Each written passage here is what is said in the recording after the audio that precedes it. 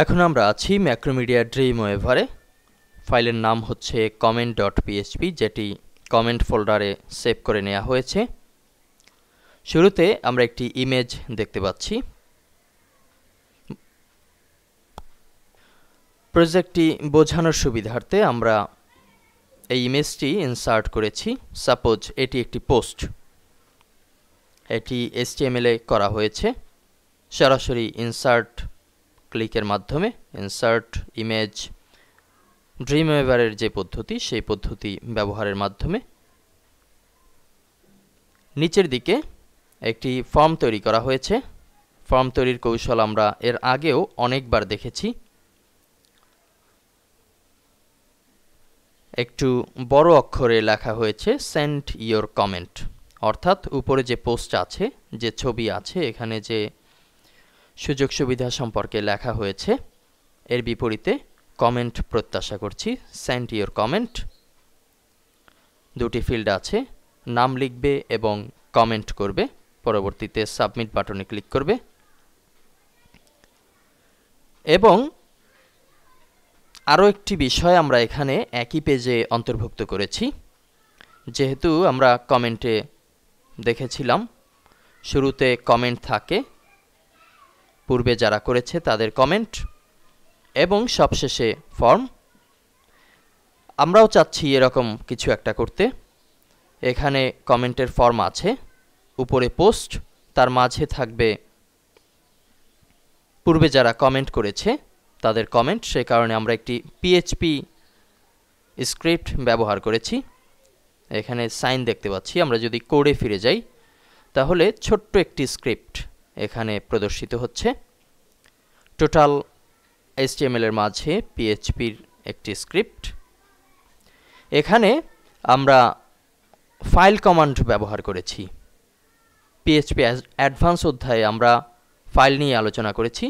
সেখান থেকে আমরা comment.php এই ফাইলে ব্যবহার করেছি ফাইল রিড কমান্ড। আমরা আমাদের সার্ভারে লোকাল হোস্টে কমেন্ট নামে একটি নোটপ্যাডে তৈরিকৃত ফাইল সেভ করে নিয়েছি। এটি এখন 0 KB-তে আছে, অর্থাৎ ব্ল্যাঙ্ক অবস্থায় আছে। আমরা যদি ওপেন করি লক্ষ্য করছি এটি ব্ল্যাঙ্ক অবস্থায় আছে। আমরা এখানে এই ফাইলটিকে রিড করার জন্য বলছি, অর্থাৎ ফাইলটিতে যা লেখা আছে সেটি যেন প্রদর্শন করে, সে কারণে রিড কমান্ড ব্যবহার করা হয়েছে। শুরুতে ফাইল নেম একটি ভ্যারিয়েবল। ফাইল নেম হচ্ছে comment.txt, যেটি আমরা লোকাল হোস্টে দেখতে পাচ্ছি। এরপরে ভ্যারিয়েবল ফাইল হ্যান্ডেল। আগে আমরা রিডের জন্য যে লেখাগুলো ব্যবহার করেছিলাম একই কোড এখানে ব্যবহার করেছি, শুধুমাত্র ফাইলের নেম চেঞ্জ করা হয়েছে। এবং শুরুর দিকে ইকো হিসেবে একটি লাইন লেখা হয়েছে। ইকো দিয়ে প্রদর্শন করব শুরুতে সি দ্য কমেন্টস, অর্থাৎ পূর্ববর্তী যারা আছে তাদের কমেন্টস দেখার জন্য এই অংশটুকু লেখা হয়েছে। এবং HTML এর বেশ কিছু কোড জুড়ে দেয়া হয়েছে লেখাটি ডেকোরেশন করার জন্য। এ পর্যায়ে ফাইলটিকে সেভ করে নিচ্ছি আবারও, এবং ব্রাউজার থেকে আমরা চলে যাচ্ছি localhost/php_guru।